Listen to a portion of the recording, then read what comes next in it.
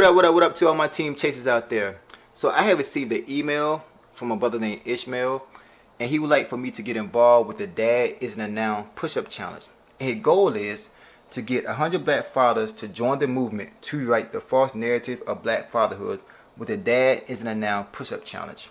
So dads, all you have to do is post a video with you, your kid, or kids doing 10 push-ups. But he also has partnered up with the Fatherhood Fraternity. So when you post your video, post in the caption below, Fatherhood Fraternity Push-Up Challenge. So Ishmael, your challenge has been accepted. But let me see if my 1 out of 100 would like to do this challenge with me. Yo, RJ. Yes, sir. Are you trying to do the push-up challenge with me? Yes, sir, sure. Let's go then, man.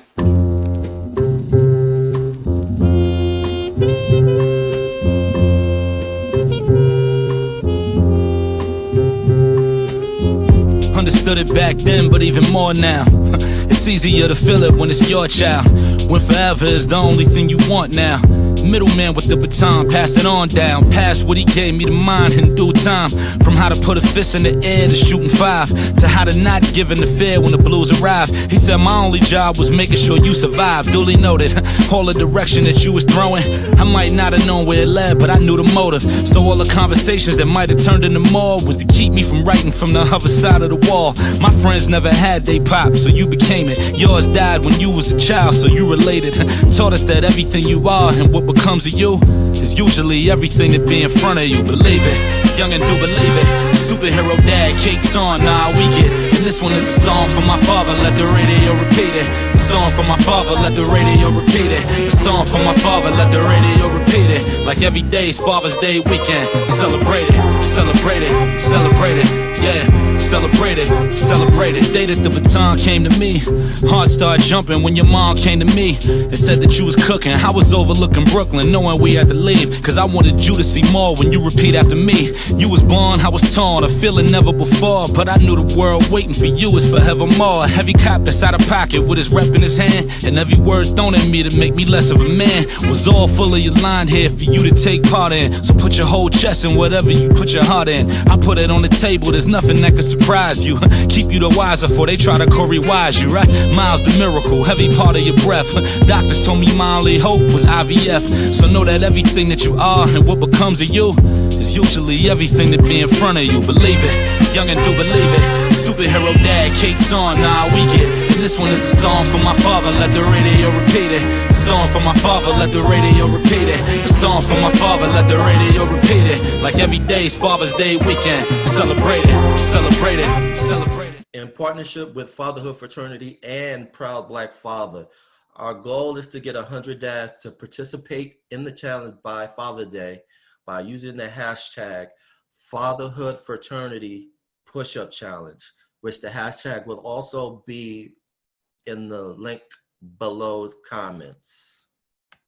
I want to give a quick shout out to Robert Shelby and the other Black fathers who participated in the Fatherhood Fraternity Push-Up Challenge. And I want to give a quick shout out to Skyzoo for the track A Song for Father, his new single available now off the new project Milestones, a story dedicated to fatherhood, available June 19th. The link below the comments to pre-order the project or download the new single will be below. A song for my father, let the radio repeat it. Like every day's Father's Day weekend. All right, Sky, what's up, man? Thank you for taking the time to talk to me. You know, Dad Is a Noun is all about changing the narrative. Yeah. And I think that's very important when it comes to Black men, just Black people in general, because for the longest time, other people have been telling our stories. And with social media, I think we have the power in our hands now to change that narrative. Yeah. So what's your feelings about what's going on right now with the protests, the riots, and, you know, the murder of Greg Floyd? What's your feeling as an artist through your perspective? Yeah, you know, everything going on with George Floyd, it's painful, it's infuriating, it's, you know, disheartening, it's heartbreaking. Infuriating is the best word I can use for it. You know what I mean? Like, oh yeah, infuriating, man. And you know, the riots and the protests and all that, I get it, man. That's not the infuriating part. You know what I mean? Like, that's the response to being infuriated. That's the response to dealing with everything that comes with it. And this just being decades and decades and decades, like it just goes on and on and on. So the riots and the protests, that's not the infuriating part for me. Right. You know what I mean? I'm cool. Like, you know, I don't want to see Black businesses come down. I don't want to see Black-owned businesses, you know, quote-unquote minority-owned businesses. I hate the term minority, but minority-owned businesses. I don't want to see that. But other than that, burn, baby, burn. You know what I mean? Because this is what y'all did. You know what I mean? This is what y'all did. None of this would have happened. All this could have been avoided if all 4 of those officers were arrested immediately. Because if I go out there and catch a body, I'm getting arrested immediately while they do their research and look into everything. So why with them? Why is it this gang in blue that bleeds blue? Why is it that you got to do all this research and do all this investigation before you pick them up and put them in cuffs, or not even put them in cuffs before you call them and say, yo, man, just be down by the station by 12 o'clock. Right. You know, make sure you give your wife everything you got to give her, your phone, your keys. Just be down here by 12. Why is it that you investigate before that? But if I were to do it or you were to do it, right, you get picked up and then the investigation would start. Nah, man. So I don't want to see Black businesses come down because it's extremely hard to get a Black business. Yeah. But burn, baby, burn, man. Go for it. I feel because when I think about that, I come back to a quote from Dr. Nathan Rustain, and he said, "Prejudice is an emotional commitment to ignorance." Mm-hmm. And I feel like when you still have that prejudice when it comes to legal, law enforcement, and economics, right, it's not going to change. You feel me? Absolutely. This is systematic, man. It's been like this forever and a day, man. You know, and I've talked about it. Pardon me, I'm just charging my phone, but I've talked about it, you know, a lot throughout the course of my career in various ways. Sometimes it's blatant, sometimes it's coded, but I've talked about it a lot. And this is systematic, man. You know, this is ingrained in the fabric of America. You know, look at the quilt, the thread that they use. This is off of that spool of thread, man. This is who they are. And I'm saying they. You know what I mean? This is who they are in this country, you know, as far as the people that run it, as far as, you know, the vast majority, not all, but the vast majority of white America who feels this way and who moves like this and who's doing the things that they do. And then with the police, and you bleed blue, because there was an Asian dude, you know, who was a part of that crew that did this, who was standing there kind of looking out. Again, I hate the word, but Asians are minorities. I hate using the word minority, but Asians are grouped in with us when it comes to minorities. But once you put that badge on and that blue shirt and you get that hammer and that baton, you are in that gang. You are in that blue gang. It's like a fraternity. Yeah, it's a gang. You know what I mean? It ain't even fraternity. It's a gang, like, and they bleed blue. You know what I mean? Once you in that, everything else goes out the window, and it's what you standing for. You standing for blue or you standing for otherwise, you know? And that's where the problem all lies, man, you know? And, you know, as a nation, we've seen that image of Greg Floyd. And you being a father, how do you have that talk with your kid? You know what I mean? Because that's the one thing, you know, younger kids may not understand that because that might be the first time they see it. So it's kind of difficult to explain to them. But I feel like a teenager, they get it, but still they need some guidance to explain. So being a father, how do you explain that to your child? Well, for me, my son is only 2.5. So, you know, I can't have the conversation with him yet. Right. You know, my son is about puppy dog pals and Daniel Tiger. He's 2.5, you know what I mean? I'm still changing his diaper. But it's a conversation, or conversations rather, plural, that I will be having when he's of age. And when I say of age, I mean 5, 6 years old. I don't mean 15, 16. I mean 5, 6 years old, so that you know what's going on in this world, you know what's going on in this country, potentially with people in your school, you know, teachers, classmates, God forbid, you know, so that you're aware. Because with me, it wasn't a talk. It wasn't like my pop sat me down for one talk. It was something we conversed about all the time. It was something that we always spoke about, partially because it was something that was always happening. We had Amadou Diallo and, Abner Louima in the 90s. And you had, everybody that in the 80s and Crown Heights and all the things that was going on. I mean, this is never ended. You know what I mean? It's been going on forever. So there was always something to talk about. Sadly, there was always a discussion to be had. So it wasn't a one-time, guys, sit down, I want to talk to you. It was, you see what's going on today? You see what's going on today? You see? So it was something we constantly spoke about, and I plan on doing the same thing when my son is of age. That's that, and I think that's important. I think, unfortunately, that's the conversation where all Black fathers have to have with their kids, as well as Black mothers. They have to have that conversation. Unfortunately, that's the reality. Because if you go back to the civil rights movement, that's the same conversation they had too. Yeah, absolutely. You got to be prepared, man. You can't turn a blind eye to it and ignore it. Right. Or you're setting yourself up to become a victim that much easier. It can still happen to anybody. As we see George Floyd, there's a video circulating of him kicking all type of facts, dropping all kind of jewels and knowledge and really laying it down. So he was aware. Right. It wasn't like he was somebody who wasn't in the know. He was aware. I saw this video of him dropping all kind of gems, all kind of jewels. And he was aware, and it still didn't prevent it from happening. But when you're aware, you may have a little bit more of a chance because you know what you're up against. Right. We all face the same same discrimination, but the more you know, the more you can be prepared and fight back. You know what I mean? And hopefully, God willing, just leading our people the way you need to lead, even if it's just the people in your household. Like I'm sure with George Floyd, everything he was dropping, I'm sure he's dropped that to his daughter, his son, all his family, and that's a part of it where it starts at. Right. And now transition to gems. You got this gem coming out right now for Father's Day, called Milestone. Yeah. Let's talk about the album cover. I love the album cover because it's like a homage to that scene in Boys in the Hood, where Trey comes in with the lunch and they have that discussion because he wants that trim up, haircut and all that. Yeah. So talk about the idea behind the cover, because the one thing I kind of catch too was the crown, which is Mike's logo crown, and then that circle. To me, that represents his portrait, Jesse, I think, because that circle means, I could be wrong, means chaos. Because being a teenager, being a person at 16 or 17, you think you know everything. Your father's trying to kick knowledge, and you're like, all right, Dad.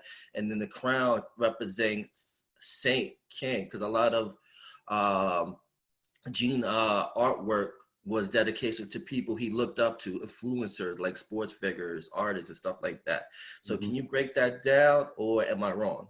No, you in the area, you on the block. You know what I mean? Definitely with the crown, with the third eye. You see both of them got three eyes. Trey and Furious. So third eye. The circle is more about the sun. Okay. Representing the sun. I feel you. But I like where you took it as well. That's the thing with art. It's interpretive, and you can take from it what you need, and it can mean more than one thing. The art was designed by my man, Sepp. If you know all the Griselda work, West Side Gun, Benny Conway, all the Griselda work, 38 Special work, the Flea Lord work, some Crime Apple stuff, even some Fred the Godson stuff, rest in peace. Sepp did all that. The majority. I'm not going to say all, but the majority, like a lot of that stuff, the Griselda hoodies and all that, Sepp, designed all that stuff.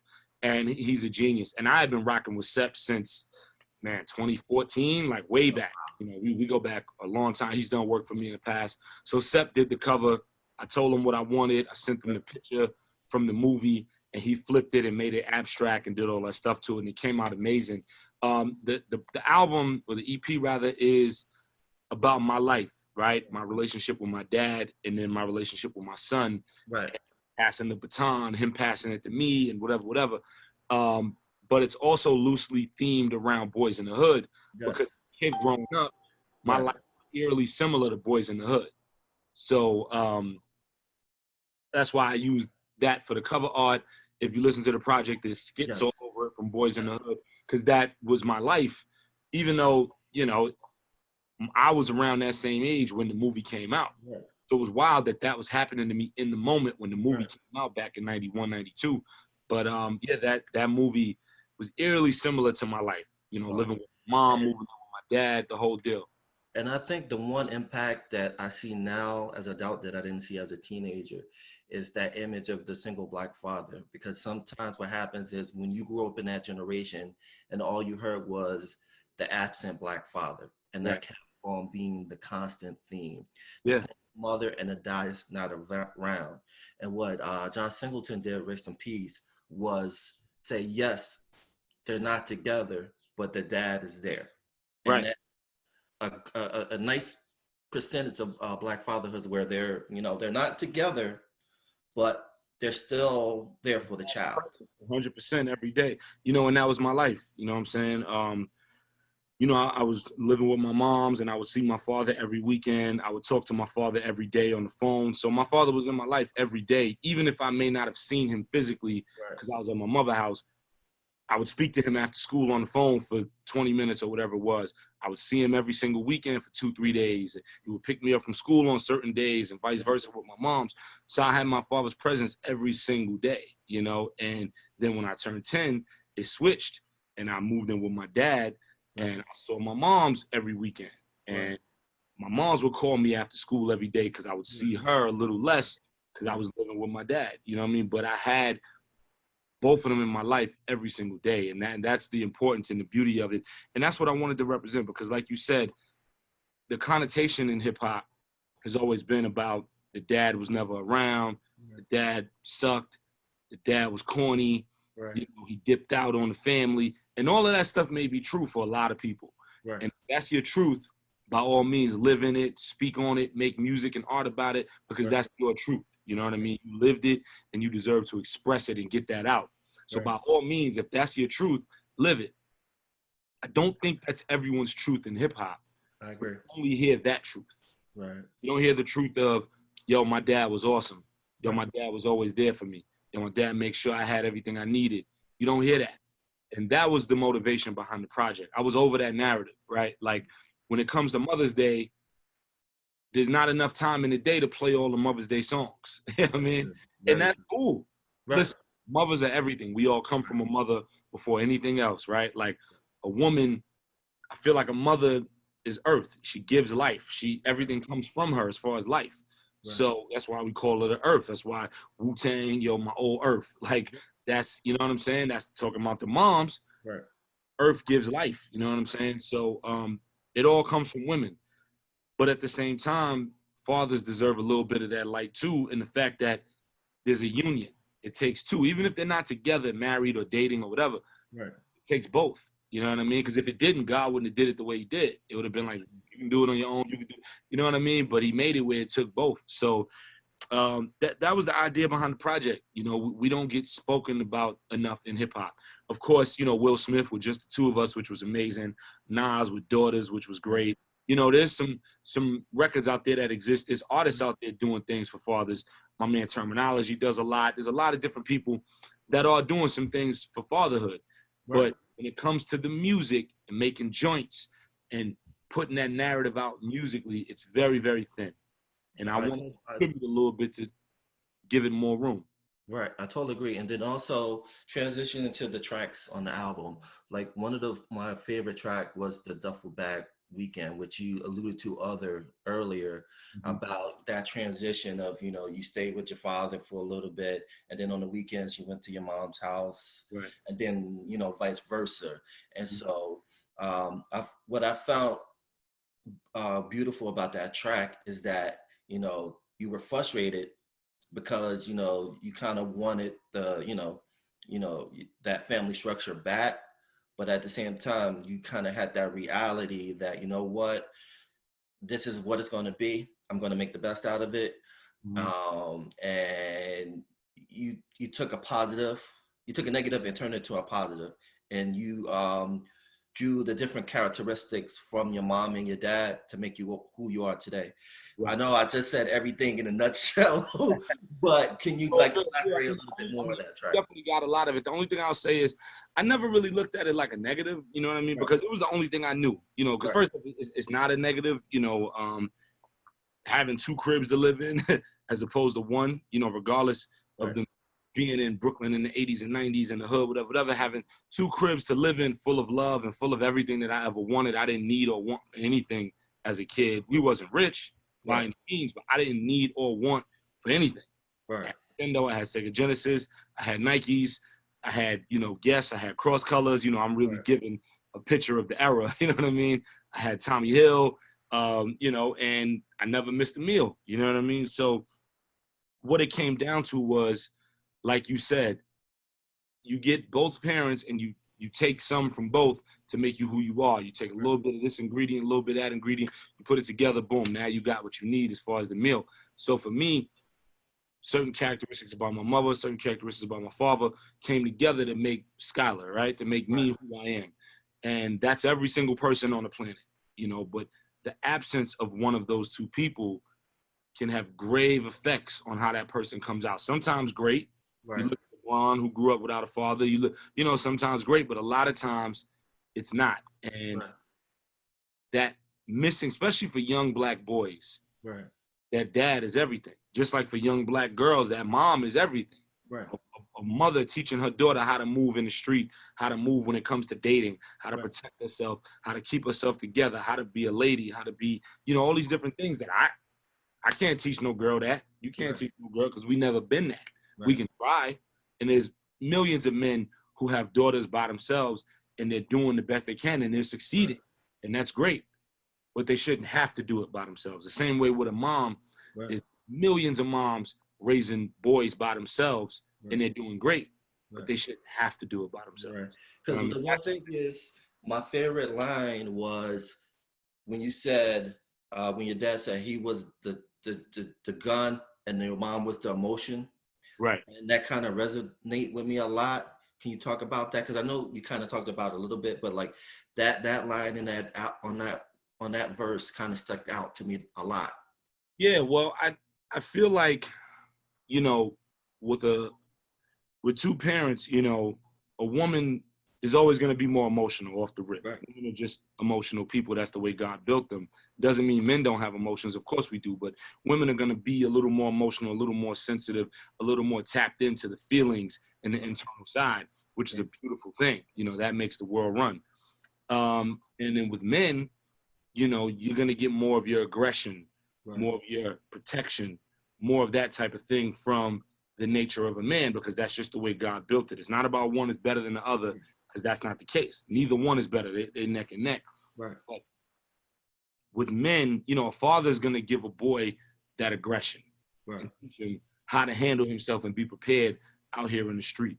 A mother is going to teach her son the sensitivity that he needs to deal with women respectfully, properly, to deal with the world in a certain way, to not look at everything as just, okay, gunning for it, let's go, to not look at everything in that light, to see the good in people. Those are the things that a mother is going to give a son and give a child, period, boy or girl.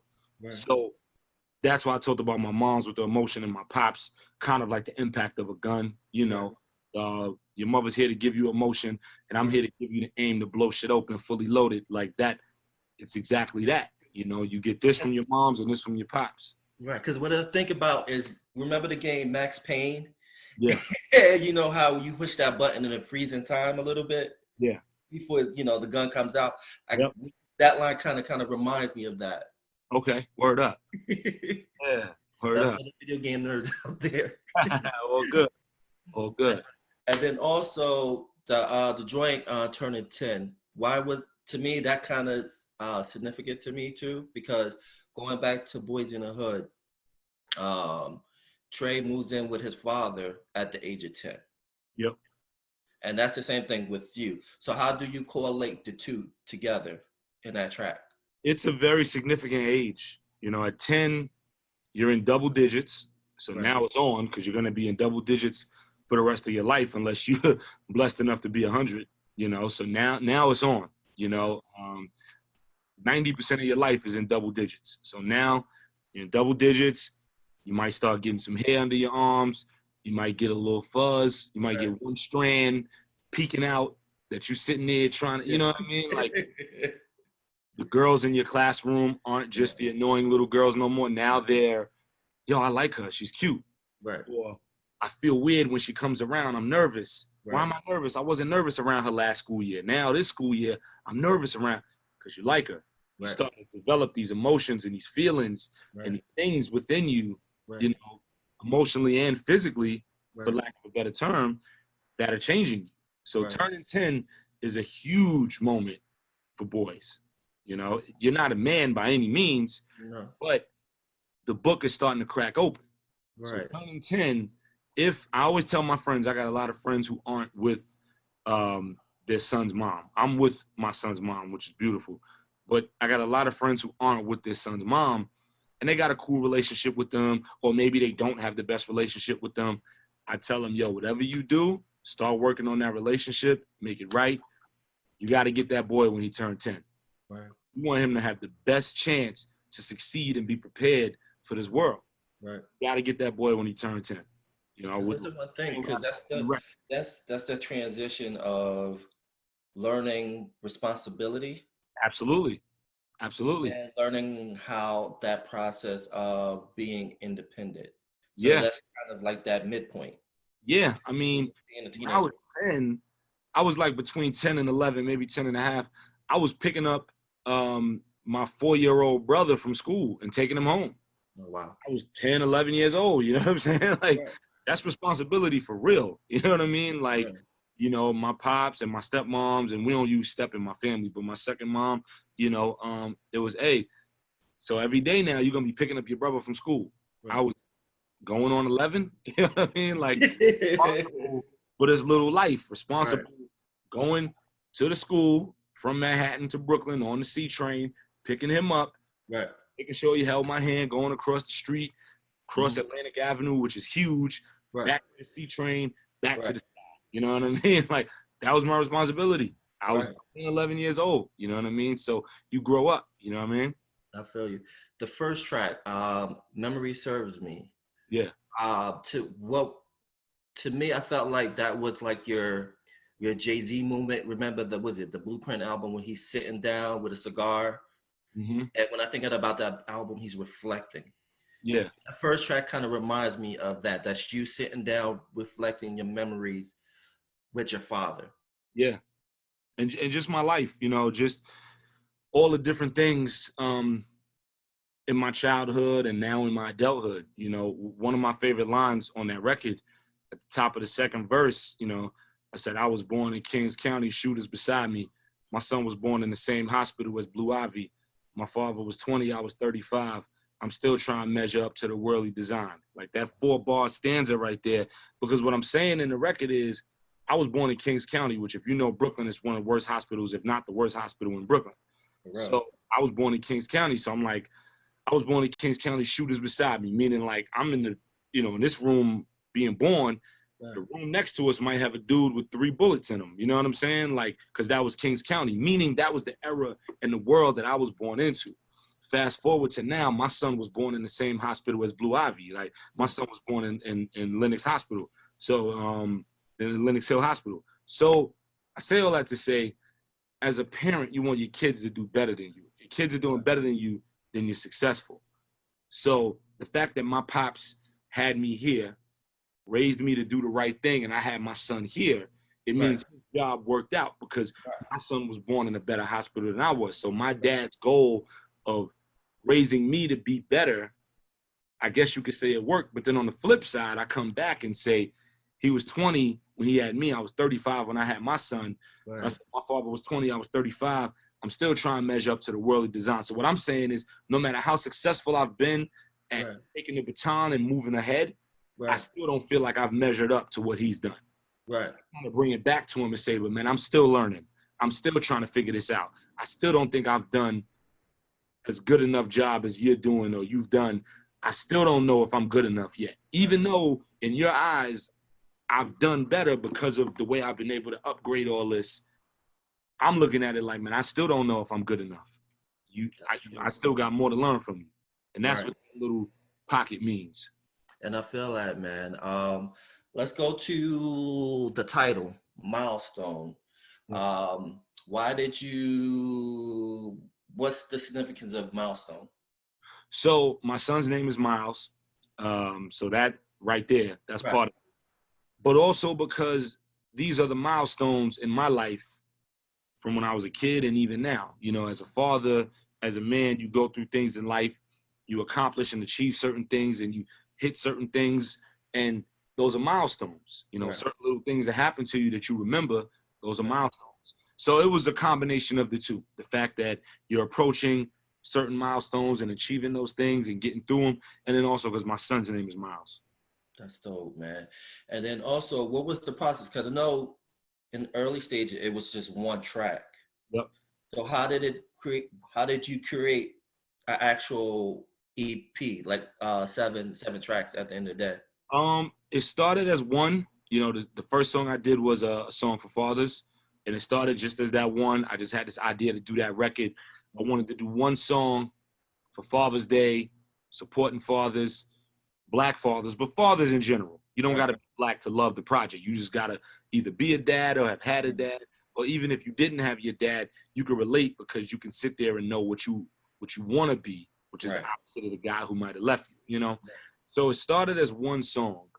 And when I did the one song, when I did a song for fathers, I loved the record so much. I said, man, I think I want to expand on this and turn it into more.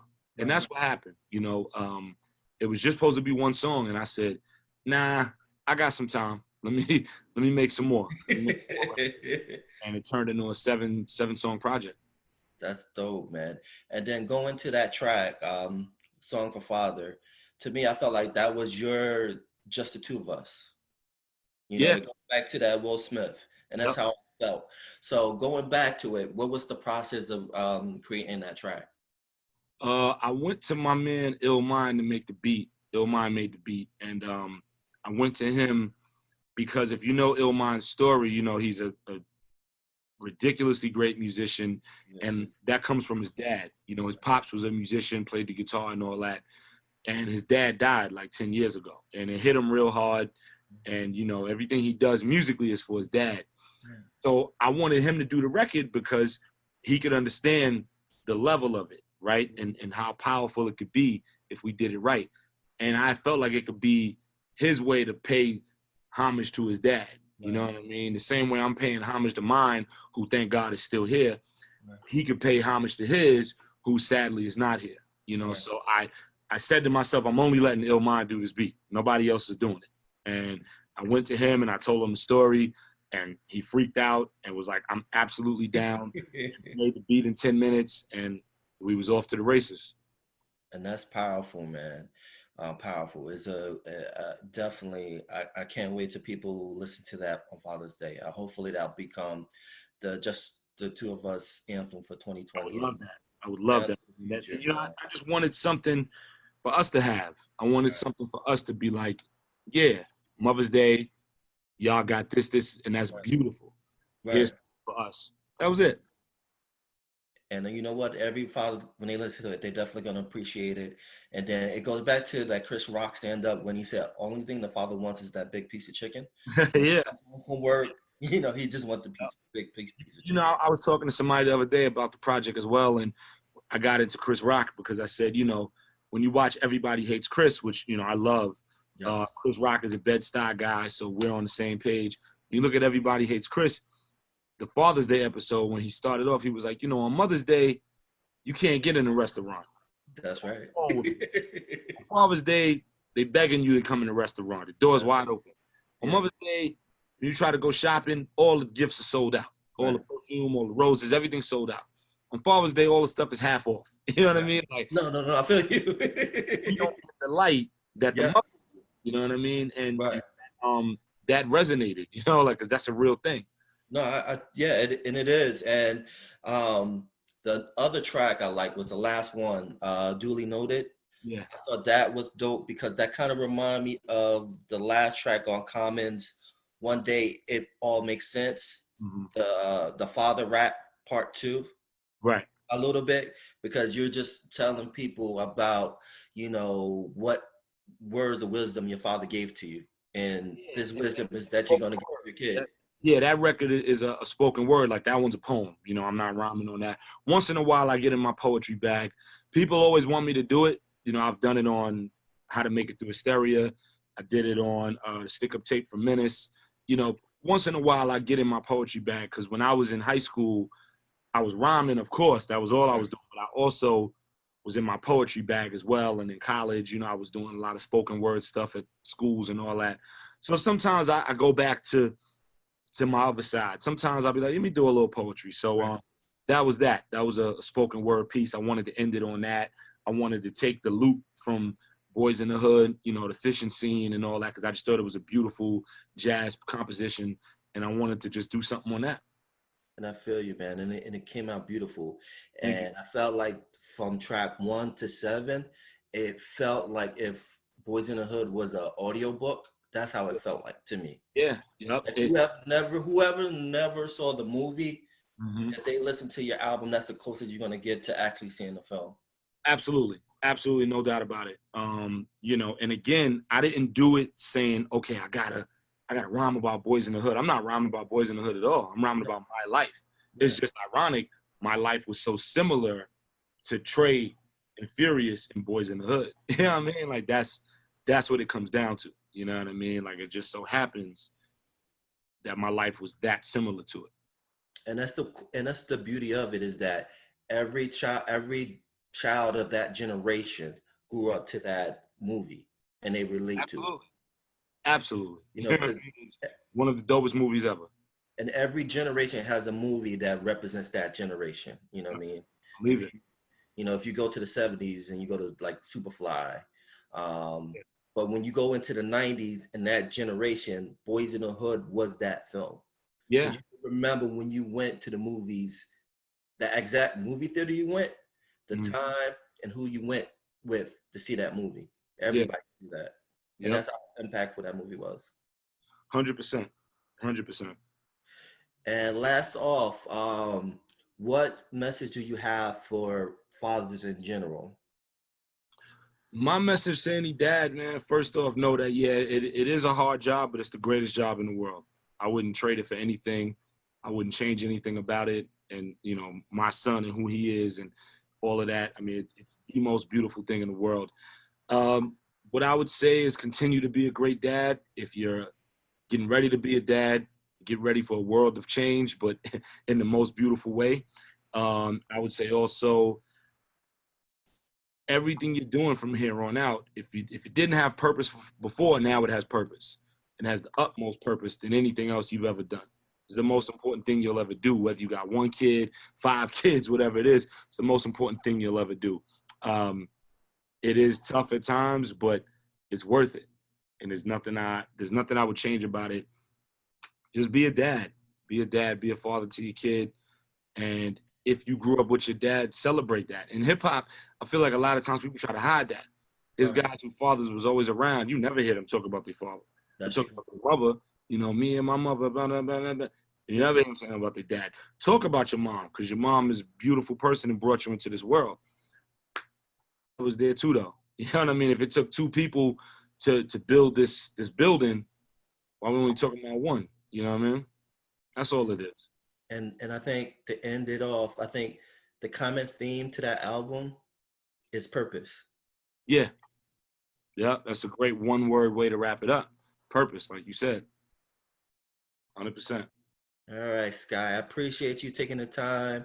Thank you, man. Thank you. June 19th, Milestones, June 19th. I can't stress it enough. Cop it, because I know when it comes out, it's gonna be on heavy rotation. Just played in the house, outside, barbecues. It's gonna be bumping when it comes out. All right, brother. Thank you. I appreciate you, man. Much love. We definitely got to do this again, man. This was a great conversation. Word up. All right, bro. Word up. All right, baby.